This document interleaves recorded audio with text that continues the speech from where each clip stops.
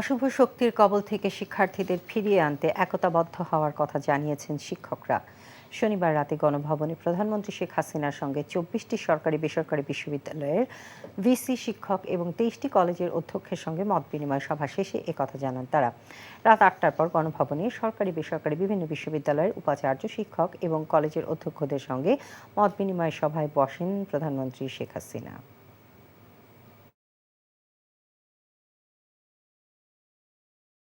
বাংলাদেশ বিশ্বে উন্নয়নের role model হিসেবে মর্যাদা পেয়েছিল। আপনারা নিশ্চয়ই যারা বিদেশে যান সেটুকু আপনারা কিন্তু অন্তত তফাৎটা বুঝতে পারেন। হ্যাঁ, আজকে যারা ইয়াং যুবক, এমনকি যেটা মনে করি হয়তো ২০ বছর বা ২২ বছর ২৫, তারা হয়তো মনে করে যে বাংলাদেশ এখন যেমন দেখছে তেমনই ছিল।